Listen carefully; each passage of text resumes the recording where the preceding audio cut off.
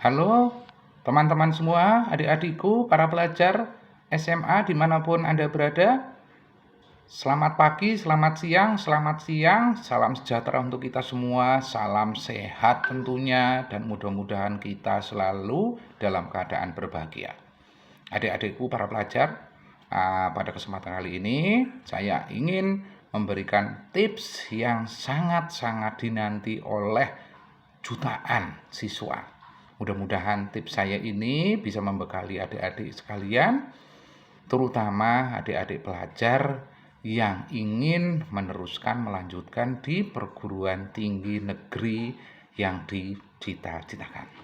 Oke, jadi berangkat dari pengalaman pribadi saya itu orang dari desa, dari daerah di pedalaman di Jawa Tengah. Jadi orang tua saya juga sederhana sekali, tetapi sejak kecil, sejak SMP bahkan, saya memiliki cita-cita. Salah satu cita-citanya adalah saya bisa kuliah di perguruan tinggi yang bagus. Karena saya ingin merubah nasib dari orang desa yang istilahnya mau bermain ke kota saja itu sangat sulit sekali. Salah satu tips yang paling jitu adalah bagaimana kita membuat suatu pola perencanaan yang smart. Nah, ini adik-adikku sekalian ya. Jadi tips ini justru tidak saya sampaikan bukan hanya untuk kelas 3 saja, tetapi bagi adik-adik semua, mulai yang ada di kelas 1, mulai yang ada di kelas 2, dan bahkan yang ada di kelas 3. Sebenarnya untuk yang di kelas 3, ini kan awal tahun ajaran baru. Mudah-mudahan ini menjadi tidak terlambat. Ayo adik-adikku, kita semangat. Bagi yang memang memiliki cita-cita ingin maju, ingin masuk di perguruan tinggi yang dicita-citakan, ayo. Kakak bantu, saya bantu bagaimana tipsnya sih. Kita bukan hanya belajar dari buku saja yang dikasihkan di sekolah, yang dikasihkan oleh Bapak Ibu guru, tetapi ada teknik, ada taktik. Teknik belajar juga taktik belajar. Terus terang saja, saya dulu nilai matematika saya pada saat namanya dulu ujian akhir atau sekarang nilai ujian nasional itu 9,75. Jadi bagi saya sebuah prestasi yang sangat-sangat luar biasa.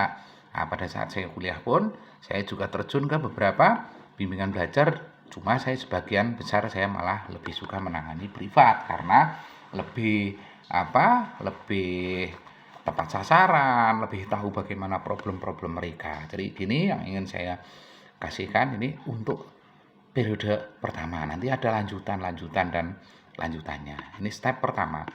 Kita membuat perencanaan secara baik. Nah, kalau kakak di sini, kalau saya sebutkan ini adalah dengan metode SMART. SMART itu singkatan.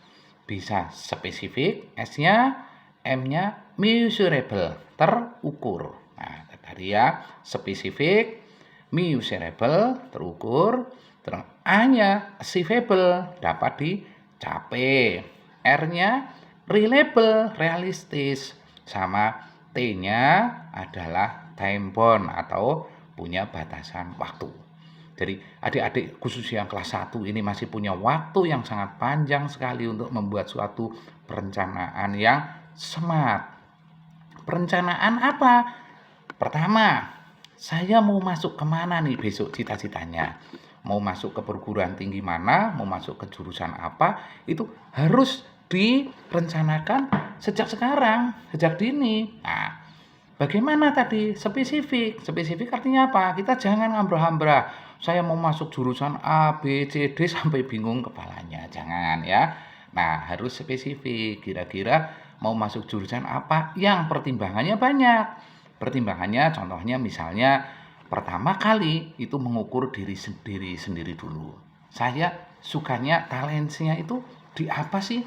Di bidang keteknikan lah, di bidang ekonomi lah, atau di bidang bahasa dan seni lah. Nah itu nanti refleksi kepada diri sendiri itu kita harus kuat.